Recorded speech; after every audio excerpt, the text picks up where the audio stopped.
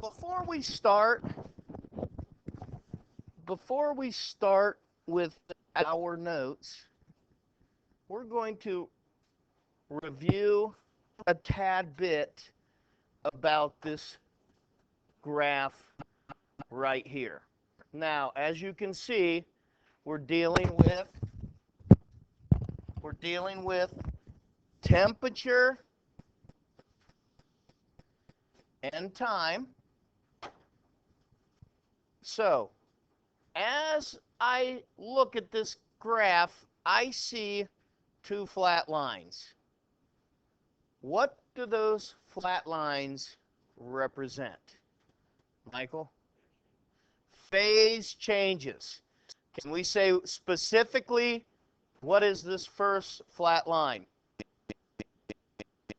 What's the first flat line there? Okay, it would be where it is melting / freezing, depending on what way you're going, right? Okay, what would be the top line, the top plateau? The boiling. So if I would say to you, whatever this substance is, what is the boiling point? You would say what? 100 degrees Celsius. Now, is this water? Is this water? Justin says no. Why you say no, buddy? What does water freeze at? Is this freezing at 0? So is this water? It can't be. This freezes at 50 degrees Celsius, doesn't it? So this is not water. So what is the melting point of this substance? What would you say? Yeah, we just said that, right? 50 degrees Celsius right there in the corner. Boiling point, we also talked about. We said that was 100 degrees Celsius. So can we understand how to determine when we're at the phase changes? That's important because we are going to calculate energy changes at phase changes.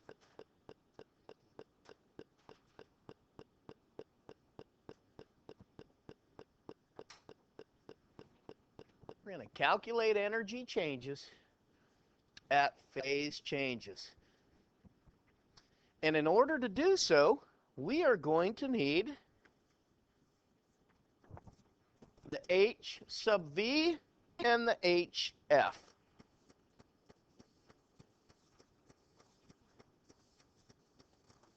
And I just so happen to have a chart that has those two values on it.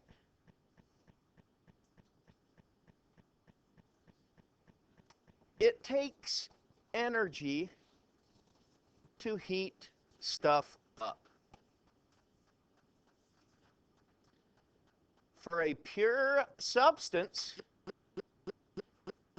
in a single phase, we can determine how much energy is needed based on the equation Q equals mc delta T.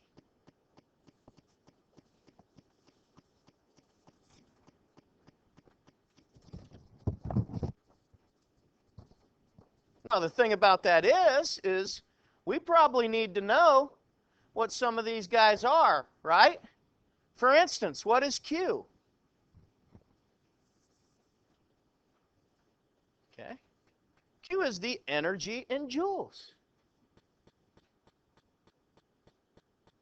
M is the mass in grams.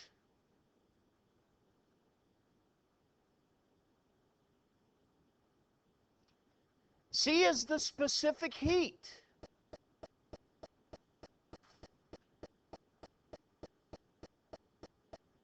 What's the delta mean? Huh? Change, okay? Whenever you see this guy right here, the Greek delta, just remember, that's change. So the delta T is the change in temperature. the final temperature minus the initial temperature.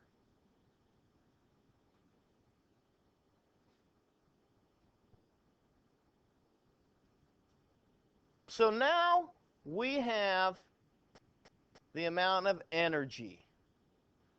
Q equals mc delta T. And we have what all of the players are in this particular equation listed right there. Yeah, change in temperature is final minus initial. Now, when I look at this,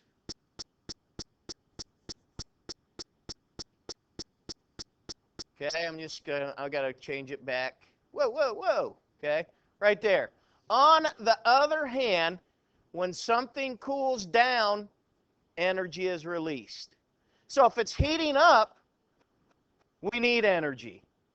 If we're cooling it down, we're releasing energy. So if I am freezing something, am I gaining or losing energy?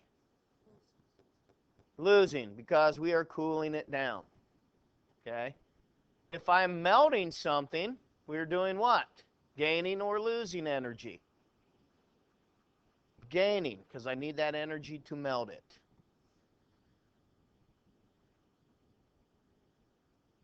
Now, here is a diagram, all right? And what I want you to do, we're going to have this diagram a little bit later, so don't worry so much about writing it down right now. But what I want you to be aware of is to see that we've actually broken this down into 5 different sections. Correct? 5 different sections. Now, what is the first section that I'm showing there? Okay? And stop and think. We can, if we want to, we can think of this as water. So let's just pretend right now that we're dealing with water. Okay? If I look at that first section, okay, obviously, am I to the melting point yet? No. So that's the amount of heat that is necessary for me to get that ice to the melting point. What is section 2? What is section 2?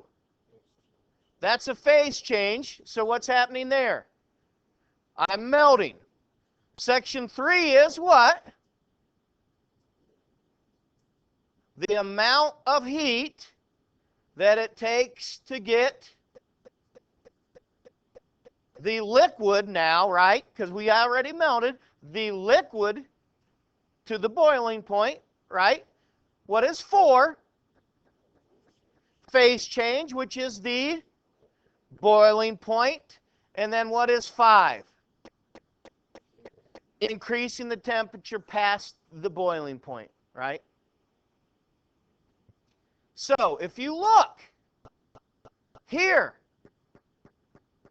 the specific heat is the specific heat of the gas, because we have a gas phase now here, don't we? What phase do we have here in 3? Liquid phase. So that's the specific heat of a liquid. What phase do I have here? Solid phase. So that's the specific heat of a solid. Okay. So now we have equations on how to calculate 1, 3, and 5 by mc solid delta T, mc liquid delta T, and mc gas delta T. Now, specific heat. We'll talk more about this in the next chapter, but in the box there, specific heat just says it's the amount of heat required to raise the temperature of 1 gram of a pure substance by 1 degree Celsius. It is a physical constant. Look at the bottom of the chart I just gave you, the bottom chart. That is the specific heats of certain substances. Okay? And notice, one that we're going to be using a lot, look at water. We have a specific heat for ice, water, and steam, don't we? Okay, something to be aware of. And they're all different, aren't they? They're all different. So, moving on. Let me ask you this question. Why can't I use Q equals MC delta T for 2 and 4?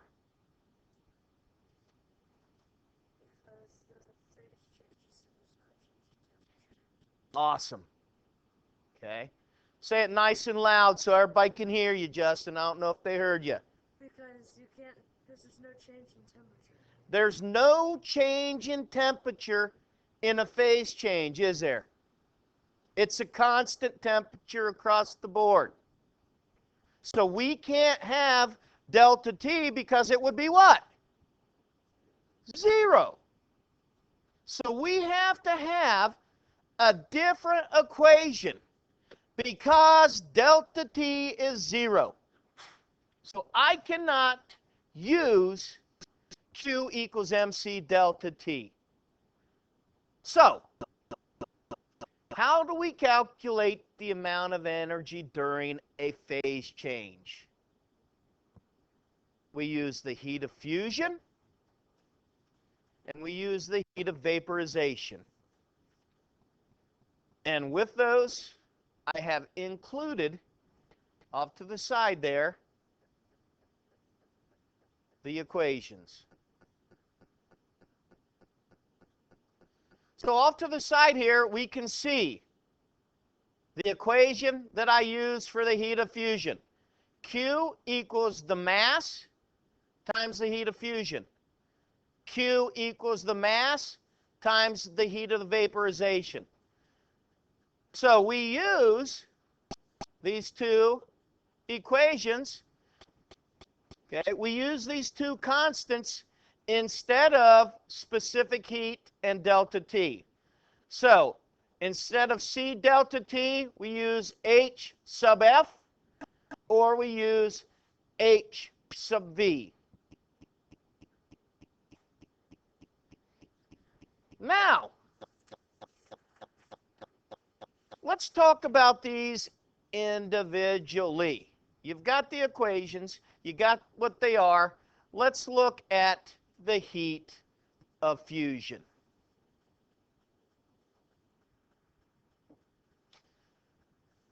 The heat of fusion is the amount of energy required to change 1 gram of a pure substance from a solid to liquid at its melting point. All right, at its melting point. So this means that you are not changing temperature, because at this melting point, we have the plateau, right? We have the flat line. So we are not changing temperature. The heat of fusion is a physical constant. So look at the data table that I gave you. I want you to find where it says heat of fusion. Can you find it? There's two different values. One in kilocalories per kilogram, and the other in kilojoules per kilogram. What I want you to be aware of, okay, what I want you to be aware of, that if it's in kilojoules per kilogram, that is the same as writing it in joules per gram, right? Because both of those are multiplied by 1,000. So make note of that. What I did is I circled kilojoules per kilogram and pointed an arrow up and wrote joules per gram, just so I was aware that those values are in joules per gram also, because we're going to see joules per gram more than we're going to see kilojoules per kilogram. So, if I were to ask you what the heat of fusion of water was, you would tell me what in joules per gram? 333 joules per gram. If I were to ask you the heat of fusion of ammonia, you would tell me what? 33 joules per gram. What is the heat of fusion of silver? 88 joules per gram. So are we reading the table? Do we understand what column we're going to be using most? We okay?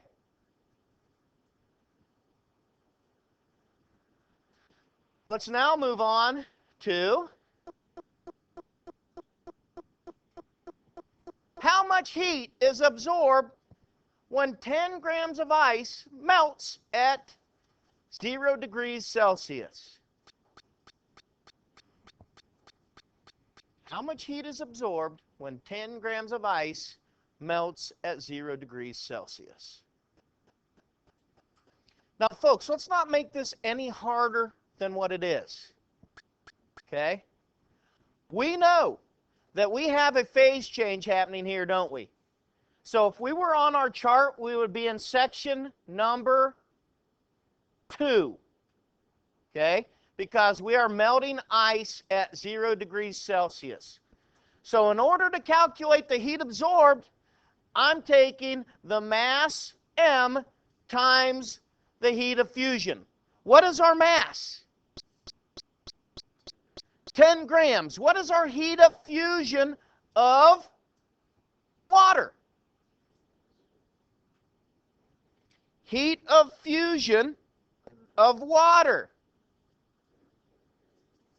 333, correct? Correct? So, can we take 333 times 10? Absolutely. When we do so,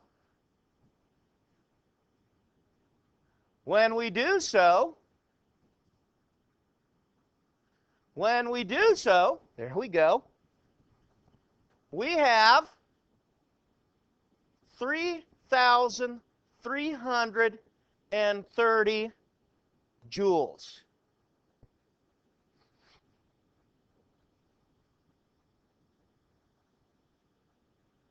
Now the big question, it takes that much heat to melt 10 grams of water, right? Or excuse me, to melt 10 grams of ice, it would be. Where does that energy go?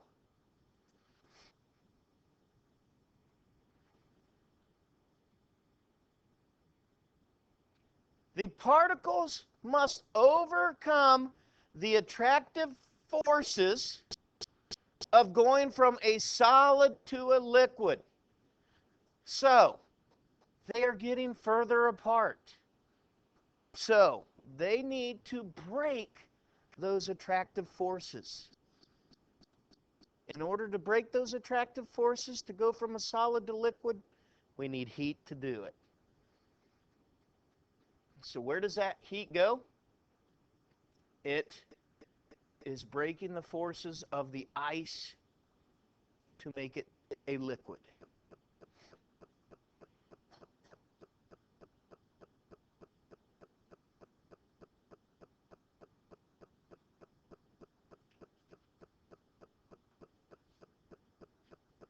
The heat of vaporization.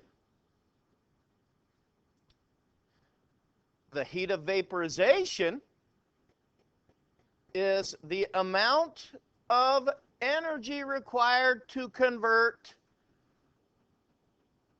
1 gram of a pure substance from a liquid to a gas at its boiling point. So heat of vaporization is dealing with boiling point. Heat of fusion was dealing with melting point. Once again, we are not dealing with temperature changes because we're dealing with the phase change. The temperature is constant. Okay? Look at your reference table. The heat of vaporization. The heat of vaporization. Now, the most common we're going to be dealing with is water. What is the heat of vaporization of water? 2,260. Once again, if I were you, I would circle those labels and above it, put the arrow pointing joules per gram. Okay, once again, I would circle that label, point an arrow up, joules per gram, 2,260. We see where heat of vaporization is on our data table? Good. So, let's go back to that 10 grams of water that we had. Let's go back to that 10 grams of water. All of a sudden now, we're making that 10 grams of water into a gas. We are making it into water vapor. So by my equation, I know that Q is equal to mH sub V. What is my M? 10 grams. What is my heat of vaporization? 2,260 joules per gram. So, when I multiply those together, I get 22,600 joules.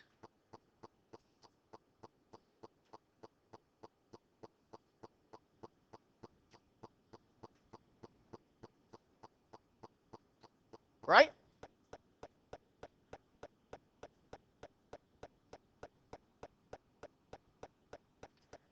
Now, compare the energy to vaporize with the energy during fusion.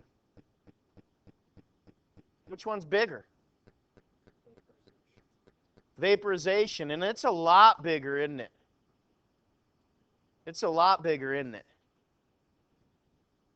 Well, it takes a lot more energy to go from a liquid to a gas than from a solid to a liquid. Why?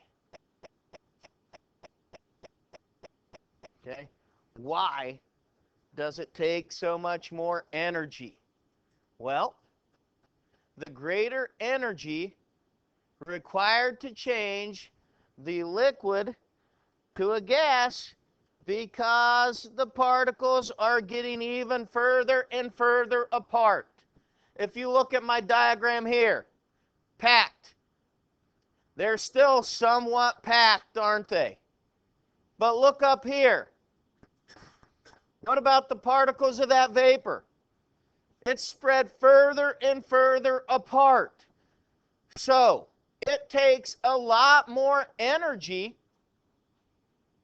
to spread those particles that much further apart than it does for the liquid, the solid to the liquid. Now, this is the big diagram. I want you to draw this diagram in your notes because it has the equation up at the top for every one of the 5 areas that we're dealing with. Okay? So let's take some time here and let's draw this And let's put the equations at the top of all the areas. Now, when we're working these problems, we're going to use this chart. Okay, we're going to use this chart. These problems, I don't think are terribly challenging, but they're a little bit longer because you have to make, at certain times, you could make 5 calculations to do one problem because you could be in all 5 of those areas. Area 1, 2, 3, 4, and 5. Now, do you have to have all 5? No. You could have, though. So we're going to start out by working a problem here.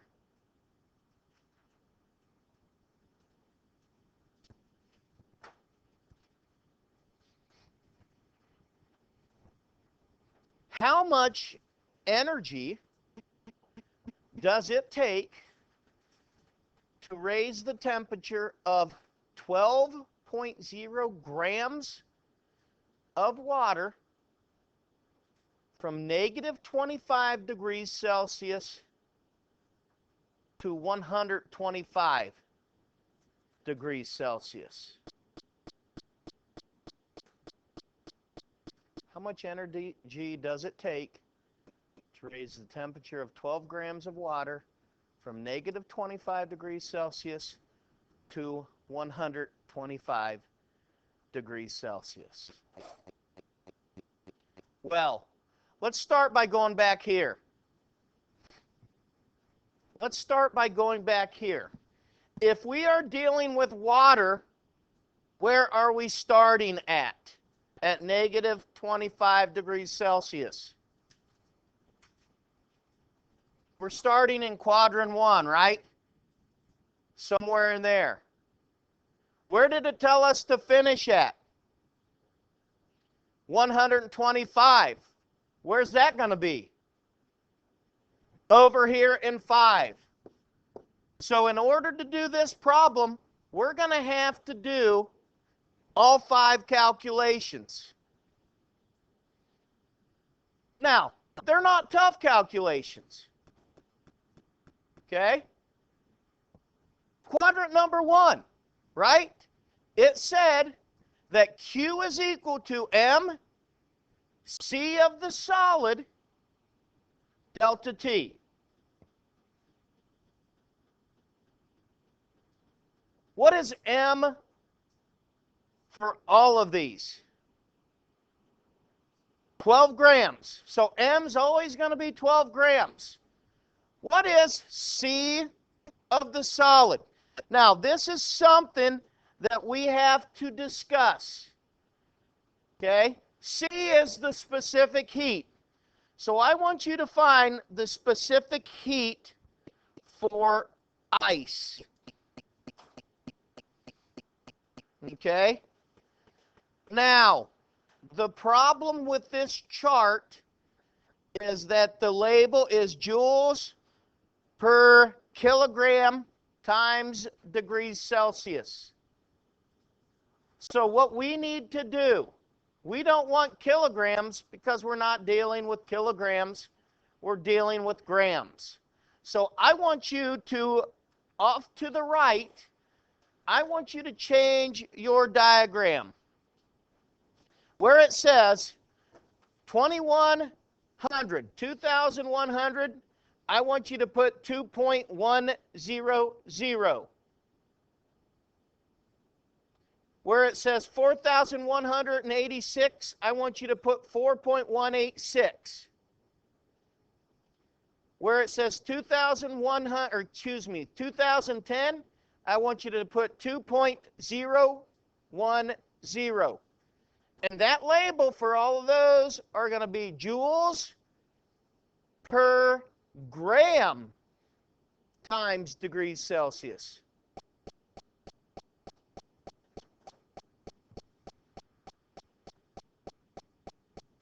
So as I'm looking at my C for a solid, what is my C for ice? 2.100. What is my change in temperature? What is my change in temperature? Well, what is my starting temperature? Negative 25. What is my final temperature? No. 0. Why is it 0? Because that's where step 1 ends, right? So what is 0 minus a negative 25? It's going to give me 25, right?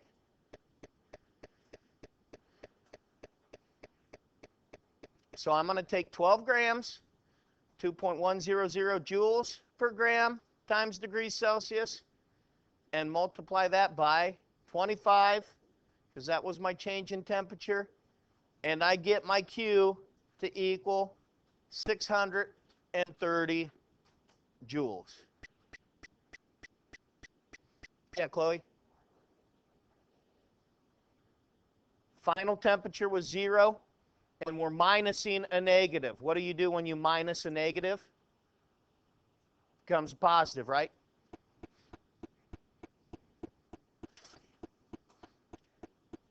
Now,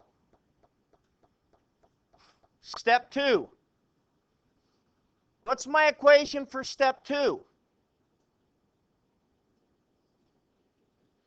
Q equals the mass times the heat of fusion. Once again, what is my mass? 12.0 grams. We'll continue on, people. We'll continue on. Now, Q is equal to M H sub F.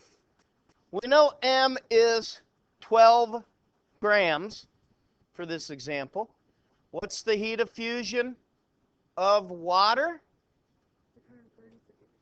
333 joules per gram. So when I do my math, multiply those together, I'm going to get 3,996 joules for section 2.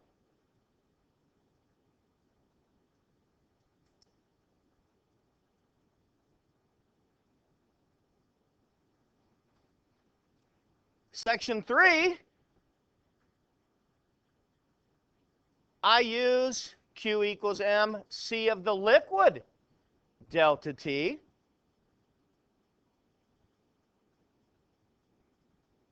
Once again, what is M? 12 grams. What is C of the liquid? 4.186 joules per gram degrees Celsius. What is delta T? Now let's stop and think about this. What is delta T? Where do we finish? Where do we finish for water at in section 3? What? 100 is where we finish.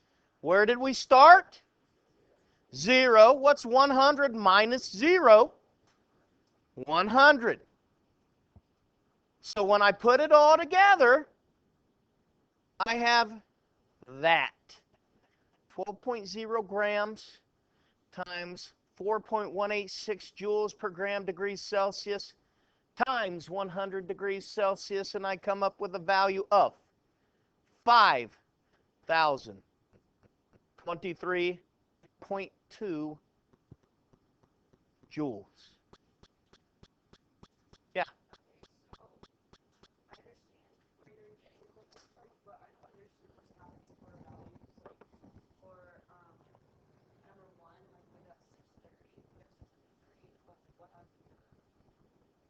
We haven't used it yet. We haven't put it all together. Okay? Hang with me. We still got 2 more sections. Okay? Hang with me here. We got 2 more sections to go. I told you that these were lengthy ones. Okay? We got 2 more sections to go. Well, let's get to number 4. Section 4 is what? Q equals M HV. What is M? 12 grams once again. What is the heat of vaporization of water? 2,260. I lost myself on the chart. 2,260. So I get a Q value of 27,120 joules.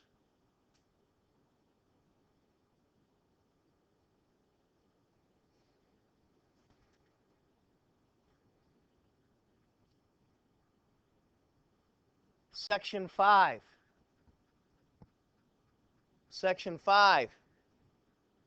The equation is Q equals M C of the gas delta T. What is M? 12 grams. What is C of the gas? 2.010 joules per gram Kelvin. What is delta T?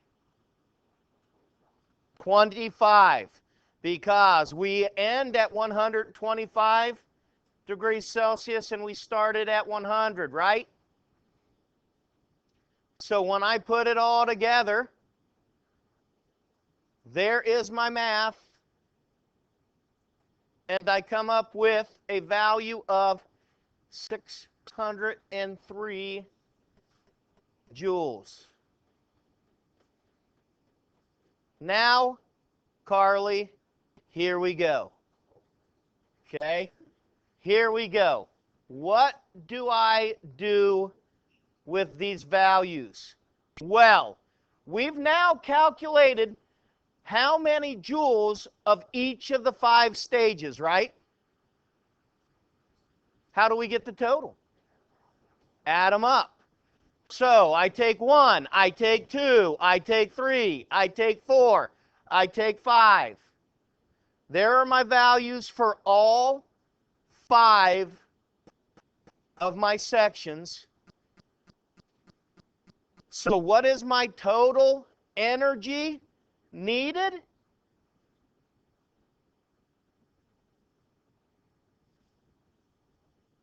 that what you got? 37,372.3 joules. A lot of the times, folks, when we have numbers that big, WebAssign's going to say, put those in kilojoules. So all we have to do is jump the decimal 3 to the left. Okay? Now, look all the way back at the start of this problem. How many sig figs do I have? How many sig figs do I have?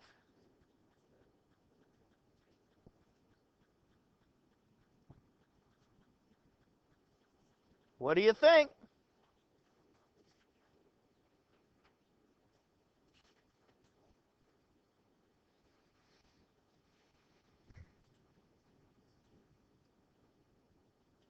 Two sig figs? Do you agree?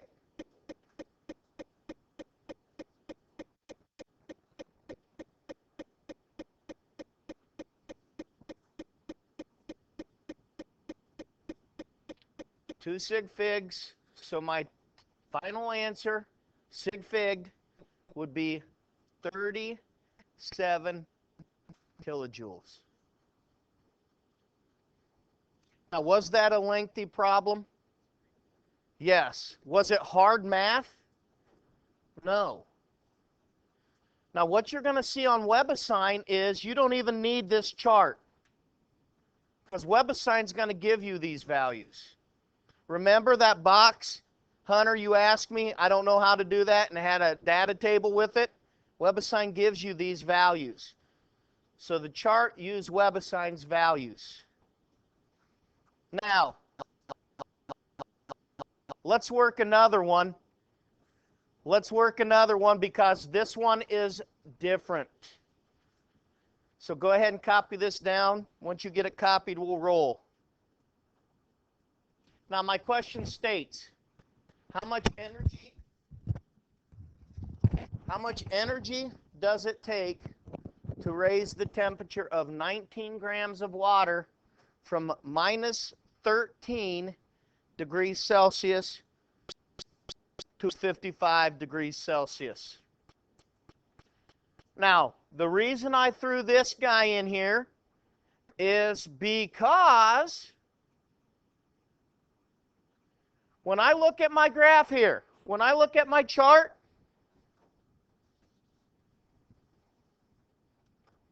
where do we start this one at? Here, negative what? Negative 13. Where do we finish? 55, which is where? So how many calculations are we going to need? Only 3. We don't get into quadrant 4 or 5, do we? So, knowing that, we're going to sit here. Let me erase these, get those off of there. We're going to start off with 1. We know in section 1, Q is equal to MC of the solid delta T. What is M? 19.0 grams. What is C of the solid? 2.100. What is my change in temperature? 13. What is my total amount of joules when I multiply those together? 518.7.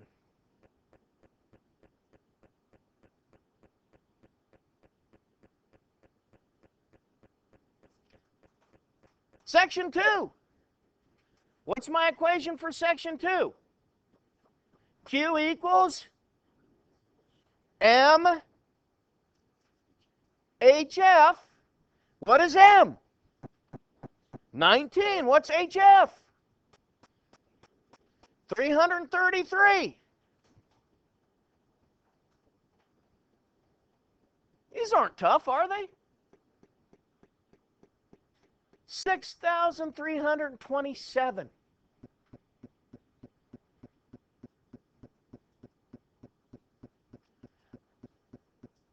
Three, what is my equation? Q equals M C of the liquid delta T.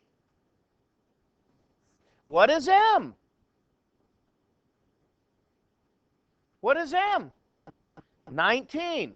What is C of the liquid?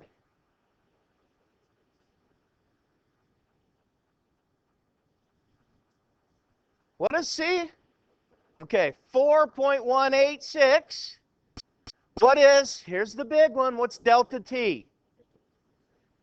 55, right? We ended at 55, we started at 0. Final minus initial. 55 minus 0 is 55.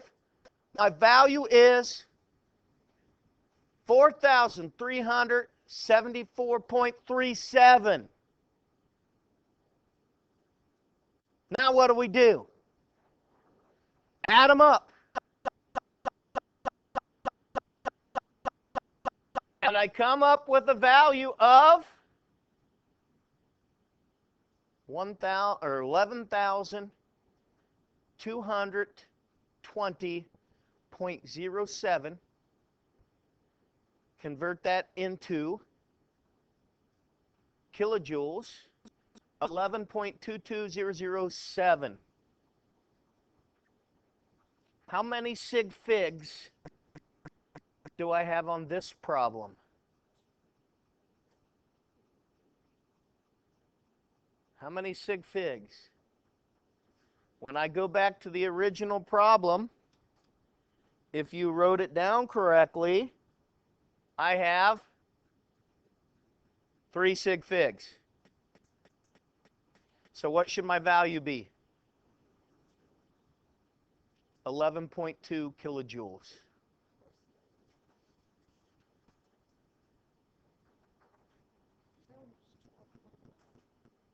Right, you didn't. I don't think you wrote it down right. Okay, I think it was 19.0. You didn't write the 19.0. Right, but you had 25 in there, not 25.0. Okay. We got a thumbs up right now?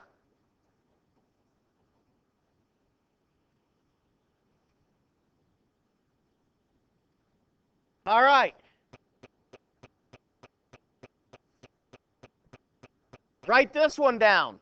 We'll talk about it. You'll see this one on WebAssign.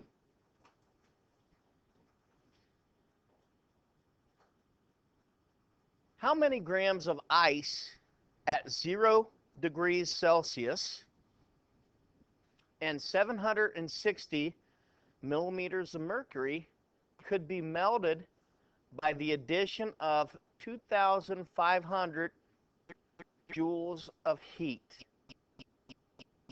Now, when I look at this, I say, WebAssign's trying to pull one on you, because they give you 2 numbers that you do not need.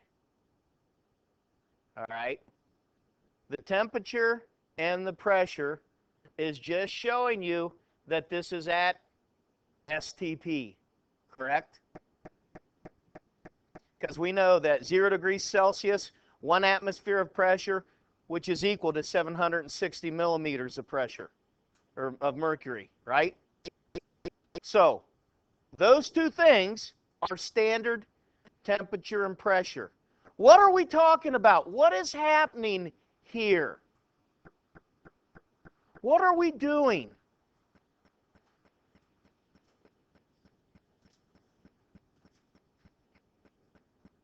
What are we doing?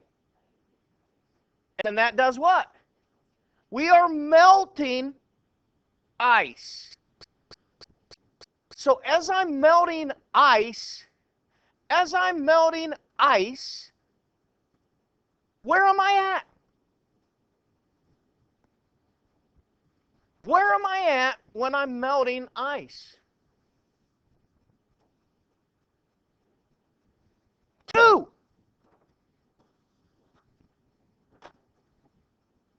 Right?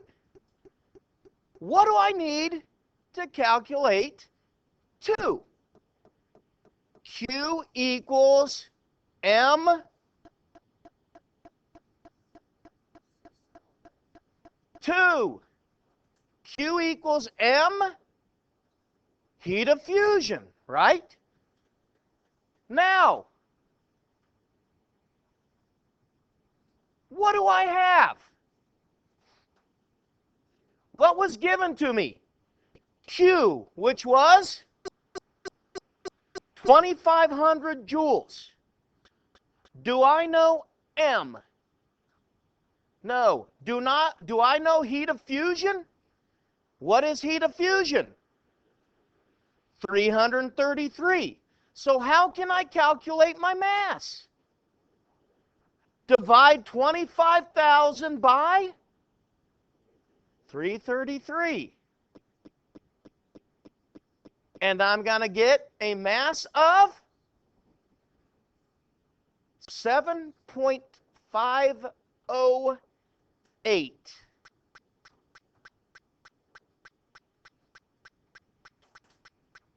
How many sig figs? Don't let it fool you. What value should I use for my sig figs? Q, which was how many sig figs? 4. Remember, I didn't need those other values. So my answer is 7.508 grams. What do you think? That one was a little bit different, right? Now, what I would like for you to do